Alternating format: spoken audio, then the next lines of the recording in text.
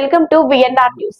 హన్మకొండ కరీంనగర్ ప్రధాన రహదారిపై నయీం నగర్ వద్ద నిర్మిస్తున్న బ్రిడ్జ్ పనులు వేగవంతం చేయాలని నగర ప్రజలు కోరుతున్నారు.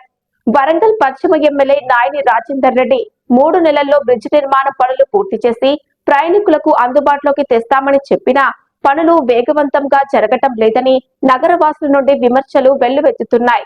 దశాబ్దాల క్రితం నిర్మించిన హన్మకొండ నయీం నగర్ బ్రిడ్జ్ నాలాలను పరిసర ప్రాంతాల్లోని నగరవాసులు ఎంక్రోచ్ అవుతూ ఇండ్లు నిర్మించుకోవడంతో వర్షాకాలంలో నాలాల్లో నీటి ప్రవాహం పెరిగి లోతట్టు ప్రాంతాలు జలమయమైనాయి. దీంతో ఆ ప్రాంతంలో నివాసం ఉంటున్న ఇండ్లలోకి నీరు రావడమే కాకుండా నయీం నగర్ బ్రిడ్జ్ పైనుండి నీరు ప్రవహించడంతో హన్మకొండ కరీంనగర్ సిద్దిపేట వైపు కాకతీయ యూనివర్సిటీ భీమారం హాసన్పర్తి గోపాలపురం ప్రాంతాలకు రాకపోకలకు అంతరాయం కలిగేది.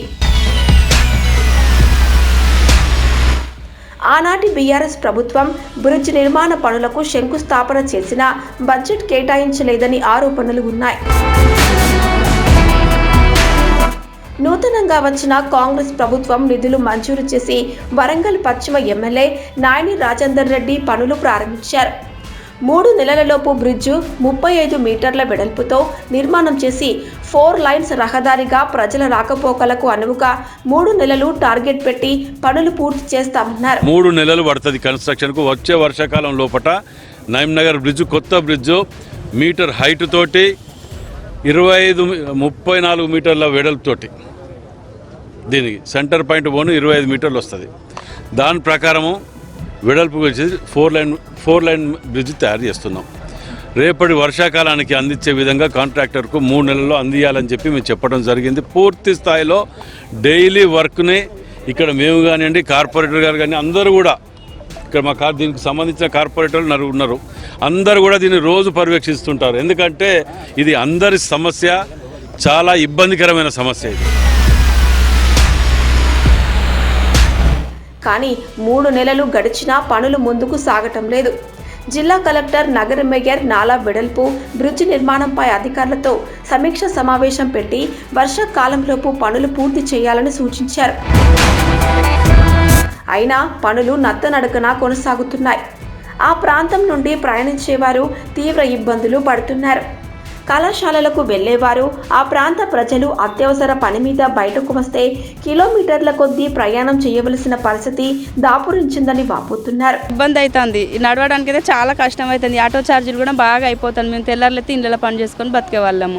ఇట్లా చేస్తే ఎట్లా చెప్పండి? తొందరగా అయితేనే కదా కొంచెం ఇదయ్యేది. అలా అడ్డం కూడా పడ్డ రోజులు కూడా ఉన్నాయి. ఇదివరకు అసలు పూర్తి ఏదో మస్తు రావడానికి అటు ఇటు ఇబ్బంది అవుతుంది. జనాలకు కూడా ఇబ్బంది అవుతుంది. ఇటు ఒక హాస్టల్ ఉంది, అటు ఒక హాస్టల్ ఉంది. రోజు రావడానికి కూడా కష్టం. అదంతా కుమార్పల్లి నుండి తిరిగి రావాలి. ఆటో ఛార్జ్ ఏమో కానీ అసలు కష్టం అవుతుంది రావడానికి. జనాలు బ్యాగులు పట్టుకొని ఇబ్బందిగా పోతుంది.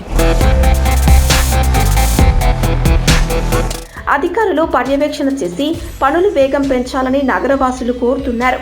మరో 3 నెలలైనా బ్రిడ్జ్ నిర్మాణం పూర్తి అవడం గగనమేనని నగరవాసులు అంటున్నారు. ఇంకా మోర్ దెన్ 6 months పడుతుంది. అది కూడా తొందరగా చేస్తే అంతే కదా. ఇప్పుడు రావాలంటే ఎంత కష్టమవుతుంది. 1 సైడ్ చేసినట్టయితే ఇంత రాకుండా కదా. అప్పుడు కన్స్ట్రక్షన్ ఇంకప్పుడు కన్స్ట్రక్షన్ డిఫరెంట్ ఉన్నా లేదా. అప్పుడు ఒక్కొక్క రాయి తీసిన రాయి కూడా గన్నుతో కొట్టిన కాదు, బ్లాస్టింగ్ చేసినా కూడా పోవాలి. మరి ఇప్పుడు కన్స్ట్రక్షన్ అట్లుంటుందా? ఉండదు. కానీ ఇప్పుడు ఎంతమందికి ఎంత సఫర్ అవుతున్నారు. సపోజ్ గోపాలపురం నుంచి వస్తున్నాను, రావాలని చేతిలో అట్లా చుట్టూ రావాలి నేను. అవునా? ఇప్పుడు నాట్ ఉంటుంది అంత దూరం మొదలక రిటర్న్ అయ్యి పెన్షన్ గంట పైసలు ఏది పెట్టాలి. ఈ రోజు అది రోజు 10 రూపాయలు ఇస్తే అయిపోద్ది అన్న ఫీలింగ్తో వస్తాం కదా. చూసుకుని అలా పడతా ఏమన్నా అవుతుంది. ఎవరు ఇస్తారండి? కానీ చేసే విధానం అయితే ఇది కాదు. 1 సైడ్ చేసి 1 సైడ్ చేస్తే అయిపో. నువ్వు ఎక్స్టెన్షన్ చేసినా 1 సైడ్ చేసుకున్నా, ఇట్లా వెడల్పులో ఎక్స్టెన్షన్ చేసినా కూడా 1 సైడ్ చేస్తే అయిపో అట్లా. కానీ కరెక్ట్ అయితే నాలా ఇప్పుడు చూడండి ఎంతమంది అట్లా. అది కష్టమే కదా. పోవటమే కష్టం. డబ్బులు పెట్టాలంటే కొంచెం ఇబ్బంది అనిపిస్తుంది. చూసుకున్న అలా పడితే ఇప్పుడు పిల్లలు కూడా వస్తున్నారు. ఆ కట్టిన దాన్ని కొంచెం ఇవాళ కానీ కొంచెం బాగా కట్టే అయిపోయిందా పోవడానికి రావడానికి.